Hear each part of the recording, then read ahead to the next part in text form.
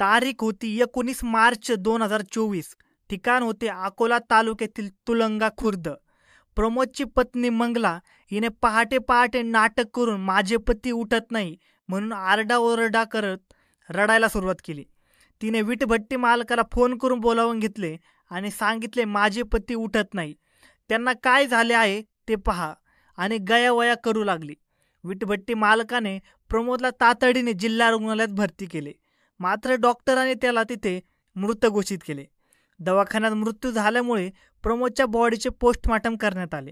Postmortem रिपोर्टमध्ये प्रमोदचा मृत्यू हा heart अटॅकने झाला नसून त्याचा गळा दाबून खून केल्याचे निष्पन्न झाले. प्रमोदचा खून कुणी केला व कशासाठी केला याची सविस्तर माहिती घेण्यासाठी हा व्हिडिओ पूर्ण पहा. अकोला जिल्ह्यातील बाळापूर तालुक्यात तुलंगा खुर्द नावाचे लहानसे गाव आहे. या गावापासून 20 किलोमीटर अंतरावर तामसी नावाचे दुसरे गाव आहे. तामसी येथे शालिग्राम मेसरे यांचा परिवार राहतो.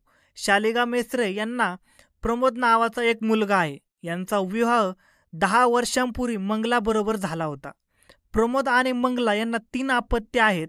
यांपैकी सर्वात लहान मुलगा हा 2.5 वर्षाचा आहे.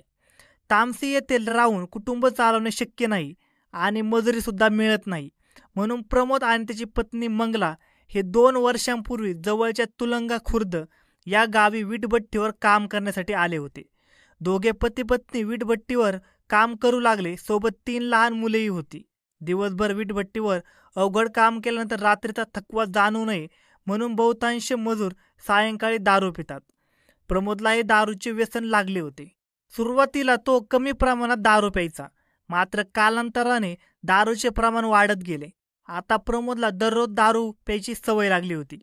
या प्रकरणामुळे प्रमोद आणि मंगला यांच्यात किरकोळ कारणावरून वादविवाद सुरू झाले.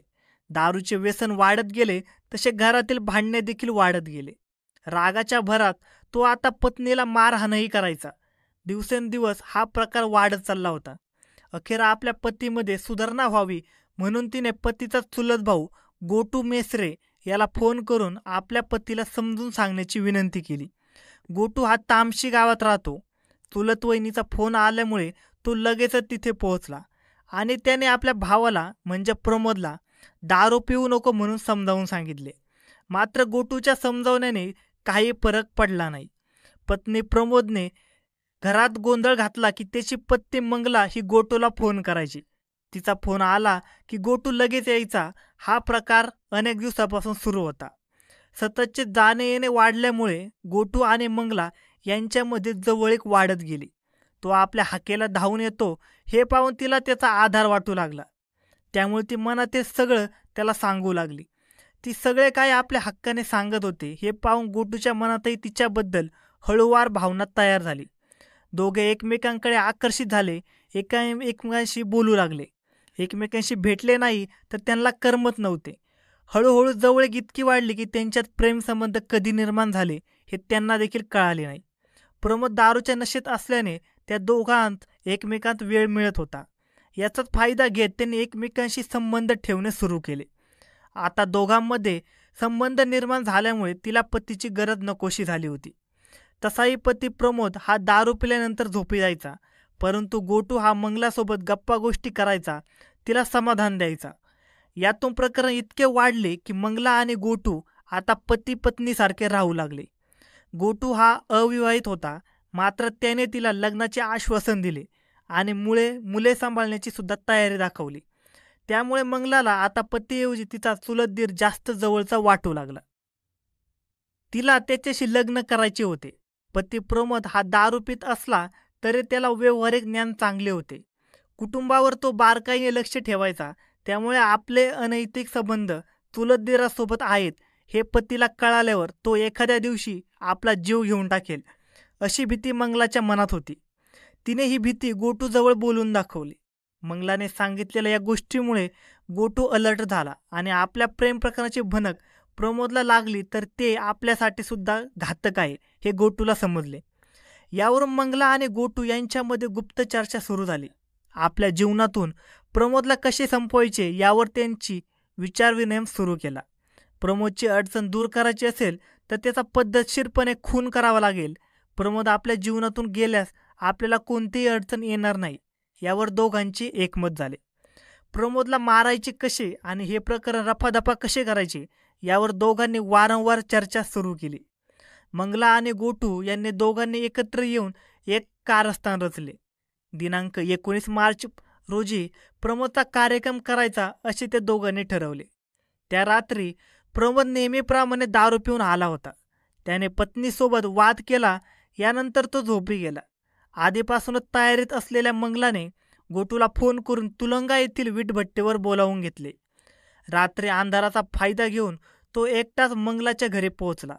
मुलेही झोपली होती. मंगला आणि गोटू एकत्र आल्यानंतर निश्चित पडलेला प्रमोद त्यांना दिसला. यावेळी गोटूने दोरीचा आधार घेत प्रमोदचा झोपेतच गळा घोटला, तर मंगलाने त्याचे हातपाय दाबून ठेवले होते. 5 मिनिटात प्रमोद मरण पावला. आधीच शरीराने अर्धमेला असलेला प्रमोदला प्रतिकार करण्याची संधीही मिळाली नाही. काम फत्ते झाल्यानंतर गोटू हा मोटरसायकलने मध्यरात्री तामशी गावाकडे रवाना झाला. तो त्याच्या घरी जाऊन झोपला. इकडे प्रमोदची पत्नी मंगलाने पहाटे पहाटे नाटक करून माझे पती उठत नाही म्हणून आरडाओरडा सुरू केली. वीटभट्टी मालकाने प्रमोदला तातडीने जिल्हा रुग्णालयात भरती केले, मात्र डॉक्टरांनी त्याला मृत घोषित केले. दवाखान्यात मृत्यू झाल्यामुळे प्रमोदचा मृतदेह पोस्टमॉर्टमसाठी पाठवण्यात आला. डॉक्टरांनी पोस्टमॉर्टम केल्यानंतर ॲडव्हान्स रिपोर्ट पोलिसांना दाखवण्यात आला. या अहवालामध्ये प्रमोदचा मृत्यू हा हार्ट अटॅकने झाला नसून त्याचा गळा आवळून झाल्याचे निष्पन्न झाले. बाळापूर पोलिसांनी या रिपोर्टच्या आधारे अज्ञात आरोपीकडून खुनाचा गुन्हा दाखल केला. पोलिसांनी आरोपीचा शोध घेण्यासाठी मृतकाची पत्नी मंगलाची विचारपूस केली. तिने पोलिसांना दिशाभूल करण्याचा भरपूर प्रयत्न केला, मात्र पोलिसांच्या प्रश्नाच्या भरमाडीमुळे तिचे नाटक जास्त वेळ चालू शकले नाही आणि तिने आपल्या गुन्ह्याची कबुली देऊन टाकली. माझा चुलत दीर गोटू मेस्त्रे याच्या मदतीने पतीचा गळा आवळून खून केला अशी माहिती पोलीस तपासात निष्पन्न झाल्यामुळे पोलिसांनी मंगला व तिचा प्रियकर गोटू याला ताब्यात घेतले. प्रमोद दारू पित असल्यामुळे मी त्याला समजवण्यासाठी वारंवार घरी येत होतो. त्याची दारू सुटली नाही, परंतु त्याच्या पत्नीसोबत माझे सूत जुळले. आमच्या शारीरिक संबंधसुद्धा झाले. आता आम्ही एकमेकांशिवाय राहू शकत नव्हतो आणि प्रमोद आमच्यासाठी मोठा अडथळा ठरत होता, म्हणून आम्ही त्याचा झोपेतच खून केला अशी माहिती संशयित आरोपींनी पोलिसांना दिली.